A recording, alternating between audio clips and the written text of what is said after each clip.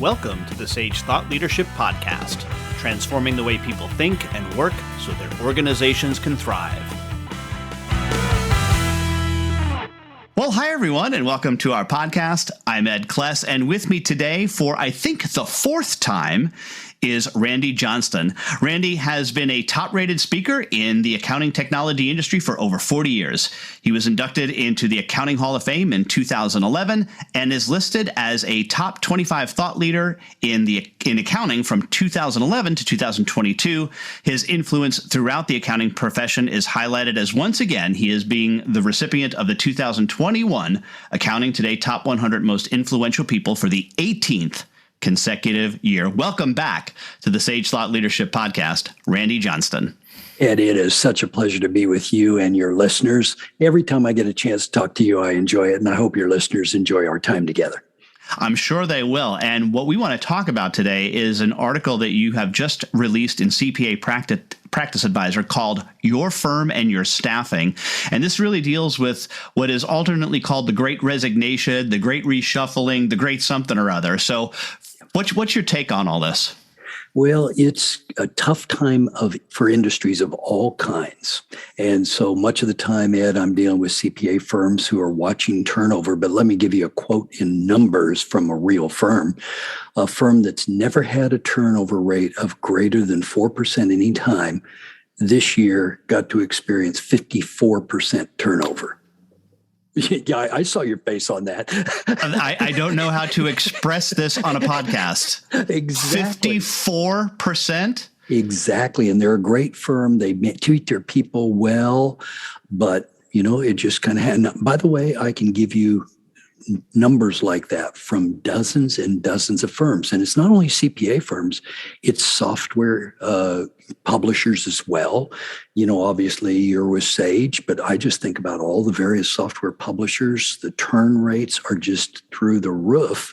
In fact, I believe I ran into somewhere on the order of 40 people in the past week that I've been friends with for a long time. They said, "Oh, I thought you should know we're going to a different company, and here's why." It's like, wow. So this turnover problem means that experience is often walking out the door. These people that are team members, we've built relationships with them. They've built relationships with our clients or customers. And frankly, that expertise is heading out the door and they're taking it somewhere else. So the question in my mind is why? What is going on with all this? And, one of the questions and answers, I think, is the traditional sounding work-life balance. I think the COVID pandemic wound up triggering for a lot of people where they basically said, wow, I'm trying to take care of my kids and teach them for remote learning. I'm having to deal with all these people sitting on, webinar meetings and so on. And it's like, why am I doing this? And then they realized maybe their commute times were such a waste of time in the big markets. All of a sudden, they've got an extra, 2 or 3 hours back. So I think hybrid is going to be here to stay after this particular iteration. I believe there's a whole lot of people that just don't want to have to go to the office every day.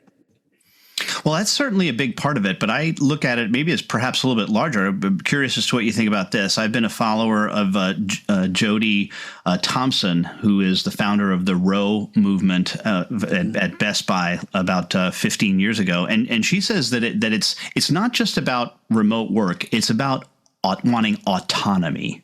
Mm-hmm. That's the word she uses.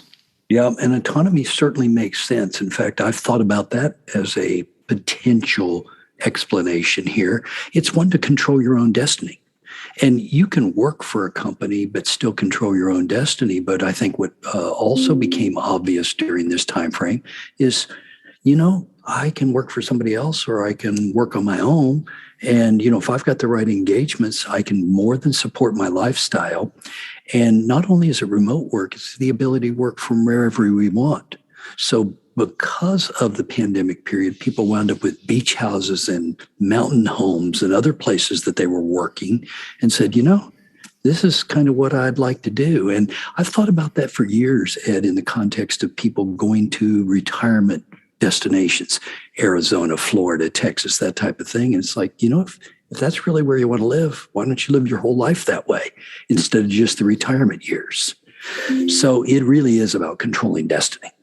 Yeah, I being someone who's worked remotely at Sage for 18 years now, I said relatively early on in my career that I would not. It would be really hard for me to go back to an office full time, and so I got used to it very quickly. So when COVID came, it was not a shock for me at all.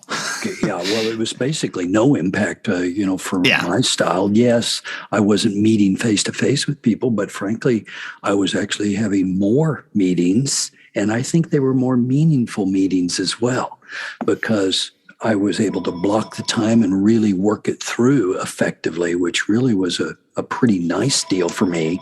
And I wound up with far less commitments in terms of, meetings that didn't have consequence.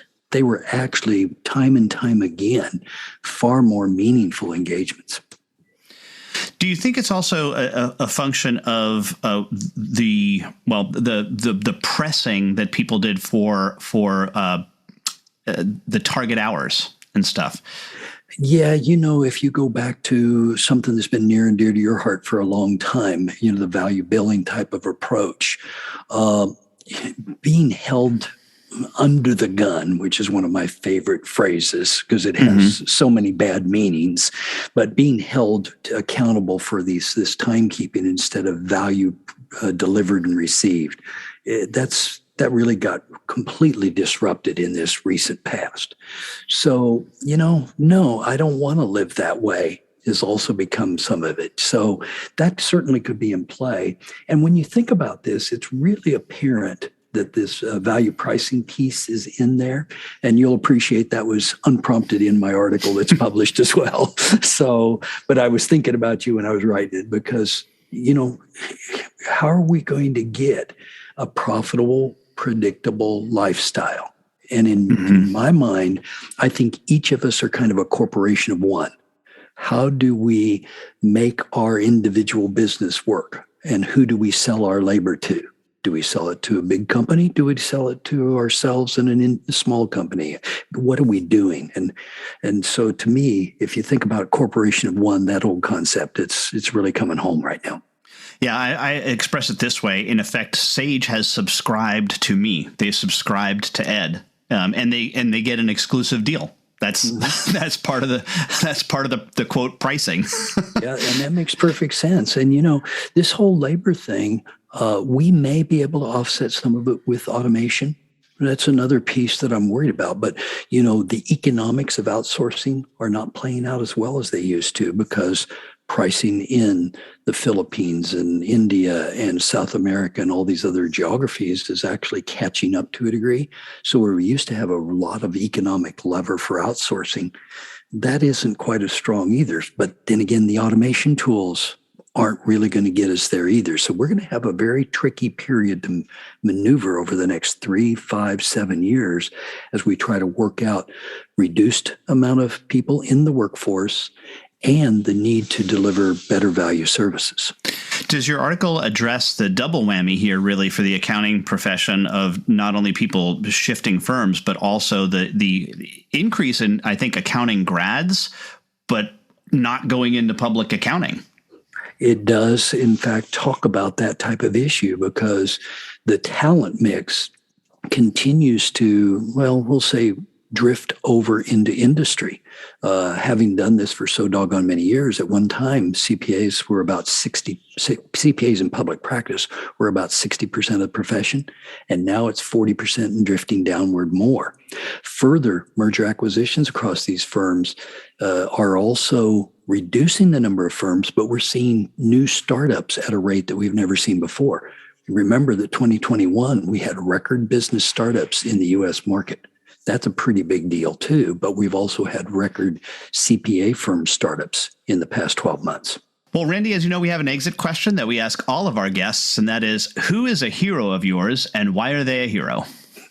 Well, Ed, I learn something new every day. And whenever I find somebody that's got a really good idea, I'd say, ooh, that is a gorgeous idea. So, some of the books that I've read in the past year include that on DNA and so forth. But I think this time around, I'm going to go with my hero as being Steve Cadigan. He has written a beautiful book called Workquake about this current labor condition. Smart guy. The positioning is really brilliant. And, for now, if I was trying to solve an HR problem, he's my hero in terms of understanding the mentality that we're facing right now. And I think he can solve a lot of problems for us. So I'm going to give him the hero pass today. And lastly, Randy, how can somebody contact you? Well, pretty simple and pretty easy. I'm on the web, randyjohnston.com, and you'll see that I have email addresses for my K2 business, randy@k2e.com, or my NMGI operation, randyj@nmgi.com. And I answer email pretty quickly. So if you reach out, you'll get me. All right. The article is Your Firm and Your Staffing in CPA Practice Advisor. We will put a link in the description and show notes, as well as listeners can go to cpetoday.com and get a free CPE course that Randy is offering for appearing today. The code is also in the description of the podcast. Randy Johnston, thanks so much for being a guest on the Sage Thought Leadership Podcast. Happy to be here, Ed. Best to you, everyone.